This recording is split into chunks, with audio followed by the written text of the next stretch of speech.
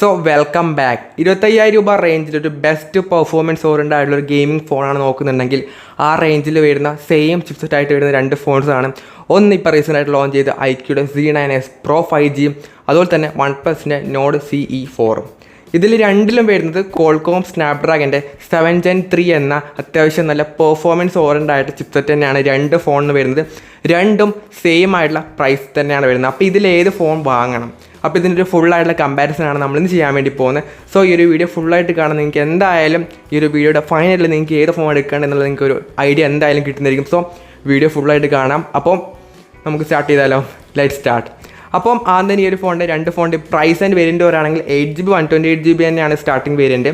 രണ്ട് ഫോണിൻ്റെ price 24,999 start ചെയ്യുന്നത്. സോ സെയിം ആയിട്ടുള്ള പ്രൈസും വേരിയൻറ്റ് തന്നെയാണ് വരുന്നത്.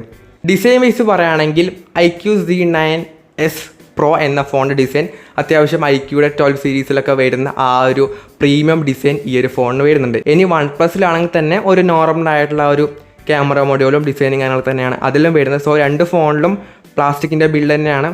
അതുപോലെ തന്നെ iQOO Z9S Proയിലാണെങ്കിൽ നമുക്ക് അവിടെ വീഗൻ ലെതർ വരുന്നുണ്ട്. ഡിസൈൻ വൈസ് പറയുകയാണെങ്കിൽ എനിക്ക് കുറച്ചും കൂടെ പേഴ്സണലായിട്ട് ഇഷ്ടപ്പെട്ടത് iQOO Z9S Proയുടെ ഡിസൈൻ തന്നെയാണ്.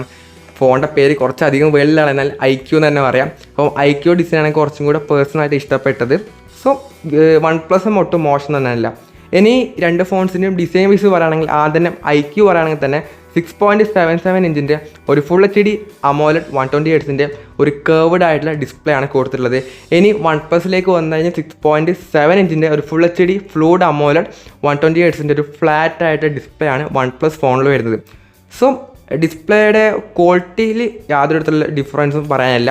അതുപോലെ തന്നെ OnePlusലാണെങ്കിൽ നമുക്കിവിടെ ഫ്ലാറ്റ് ആണ്, അതുപോലെ തന്നെ iQOOലാണെങ്കിൽ നമുക്ക് കേർവ്ഡ് ആയിട്ട് ഡിസ്പ്ലേ വരുന്നത്. സോ നിങ്ങൾക്ക് ഫ്ലാറ്റ് ആണോ കേർവ്ഡ് ആണോ നിങ്ങൾക്ക് ഏത് വേണമെന്ന് നിങ്ങൾക്ക് സെലക്ട് ചെയ്യാവുന്നതാണ്. സോ കേർവ്ഡ് ഡിസ്പ്ലേ ആണ് ഇഷ്ടപ്പെട്ടതെന്നുണ്ടെങ്കിൽ നിങ്ങൾക്ക് iQOOയുടെ ഫോണിലേക്ക് പോകും. അതുപോലെ തന്നെ ഫ്ലാറ്റ് ആണെന്നുണ്ടെങ്കിൽ യു ചൂസ് ടു OnePlus. അപ്പോൾ അത്രേ പറയാനുള്ളൂ. അത് നിങ്ങളുടെ പേഴ്സണൽ ആയിട്ടുള്ള പ്രിഫറൻസ് ആണ്, കേർവ്ഡ് വേണോ ഫ്ലാറ്റ് വേണോ എന്നുള്ളത്. സോ ഇനി ഇതിൻ്റെ ഒരു ക്യാമറ വൈസ് പറയുകയാണെങ്കിൽ രണ്ട് ഫോണിന് 15 MB പ്രൈമറി ക്യാമറ തന്നെയാണ് വരുന്നത്. അതുപോലെ തന്നെ 8 MB അൾട്രാ വൈഡും വരുന്നുണ്ട്. സെൽഫി ആണെങ്കിൽ തന്നെ 16 MB സെൽഫി ക്യാമറ തന്നെയാണ് രണ്ട് ഫോണിലും വരുന്നത്. റിയർ ക്യാമറയിൽ 4Kയിലൊക്കെ തന്നെ രണ്ട് ഫോണും ഷൂട്ട് ചെയ്യാൻ വേണ്ടി പറ്റും. ഫ്രണ്ടിൽ ഫുൾ HDയും ഷൂട്ട് ചെയ്യാൻ വേണ്ടി പറ്റും. സോ ക്യാമറ സ്പെസിഫിക്കേഷൻ വൈസ് രണ്ടും സെയിം തന്നെയാണ്. ക്യാമറ റിവ്യൂസ് കണ്ട സമയത്ത് തോന്നിയത് iQOOയുടെ ഫോണാണ് കുറച്ചും കൂടെ ബെറ്റർ. ഫോട്ടോസും വീഡിയോസും ഒക്കെ തന്നെ ഷൂട്ട് ചെയ്യാൻ വേണ്ടി ക്യാപ്പബിലിറ്റി തരുന്നത് iQOOയുടെ ഫോണാണ് OnePlusനേക്കാളും. OnePlus ഒട്ടും മോശമല്ല. കമ്പയർ ചെയ്യുന്ന സമയത്ത് കുറച്ചും കൂടെ ബെറ്റർ ആയിട്ട് തോന്നിയത് iQOOയുടെ ഫോണാണ് ക്യാമറയുടെ കാര്യത്തിൽ. അതിലാണെങ്കിൽ സോണിയുടെ IMX882 എന്ന സെൻസറൊക്കെ തന്നെ കൊടുത്തിട്ടുണ്ട്. സോ ബെറ്റർ ക്യാമറ ഇവിടെ iQOOയുടെ ഫോണിലാണ് വരുന്നത്. ഇനി പെർഫോമൻസ് സൈഡ് പറയുകയാണെങ്കിൽ Qualcomm Snapdragonൻ്റെ 7 Gen 3 എന്ന പ്രോസറാണ് രണ്ട് ഫോണിനും കൊടുത്തിട്ടുള്ളത്. iQOOയുടെ ഫോണാണെങ്കിൽ തന്നെ ആൻറ്റു സ്കോർ പറയുകയാണെങ്കിൽ 8 lakh ഒക്കെ തന്നെ വരുന്നുണ്ട്. OnePlusലാണെങ്കിൽ 7,20,000 എബോ ആയിട്ടാണ് വരുന്നത്. സോ കുറച്ചും കൂടെ ഒപ്റ്റിമൈസേഷൻ ചെയ്തിട്ട് വരുന്ന ഫോൺ എന്ന് പറഞ്ഞാൽ iQOOയുടെ ഫോണാണ്. iQOO കുറച്ചും കൂടെ ഗെയിമിംഗ് സെൻട്രിക് ആയിട്ടാണ് ലോഞ്ച് ചെയ്തത്. സോ കുറച്ചും കൂടെ ബെറ്റർ ആയിട്ടുള്ള പെർഫോമൻസ് നമുക്ക് iQOOയുടെ ഫോണിൽ കിട്ടുന്നതായിരിക്കും, നോ ഡൗട്ട്. പിന്നീട് 4Xൻ്റെ റാം തന്നെയാണ് രണ്ട് ഫോണിൽ വരുന്നത്. USF 2.2ൻ്റെ സ്റ്റോറേജ് ആണ് iQOOയിൽ വരുന്ന സമയത്ത് OnePlusലാണെങ്കിൽ USF 3.1ൻ്റെ സ്റ്റോറേജ് വരുന്നത്. സോ കുറച്ചും കൂടെ ബെറ്റർ ആയിട്ടുള്ള ഫാസ്റ്റ് ആയിട്ടുള്ള ഒരു സ്റ്റോറേജ് ടൈപ്പ് ഇവിടെ OnePlus ഫോണിൽ കിട്ടുന്നുണ്ട്. സോ പെർഫോമൻസ് വൈസ് ഒറ്റയടിക്ക് പറയാം iQOO ഫോണാണ് കുറച്ചും കൂടെ ബെറ്റർ ഗെയിമിംഗ് ഓറിയൻറ്റഡ് ആയിട്ടുള്ള ഫോൺ എന്നുള്ളത്.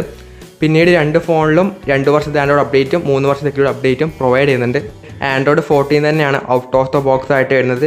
iQOOലാണെങ്കിൽ ഫൺ ടച്ച് OSഉം OnePlusലാണെങ്കിൽ ഓക്സിജൻ OS ആയിട്ടാണ് വരുന്നത്. രണ്ട് ഫോണിലും അത്യാവശ്യം ആഡ്സും ബ്ലോട്ട് വയേഴ്സും ഒക്കെയുള്ള UAE തന്നെയാണ്. ഇനി ബാറ്ററി പറയുകയാണെങ്കിൽ 5500 mAhൻ്റെ ബാറ്ററിയാണ് രണ്ട് ഫോണിൽ വരുന്നത്. iQOOലാണെങ്കിൽ 80 വാട്ട് ഫാസ്റ്റ് ചാർജിങ്ങും OnePlusലാണെങ്കിൽ 100 വാട്ടിൻ്റെ ചാർജിങ്ങും വരുന്നുണ്ട്. രണ്ടിൻ്റെയും ബോക്സിനകത്ത് തന്നെ ഇൻക്ലൂഡഡ് ആണ്. അപ്പോൾ ഓവറോൾ ആയിട്ട് പറയുകയാണെങ്കിൽ ഫസ്റ്റ് ഓഫ് ഓൾ ഡിസൈൻ്റെ കാര്യത്തിലും പ്രൈസും വേരിയൻറ്റും സെയിം തന്നെയാണ്.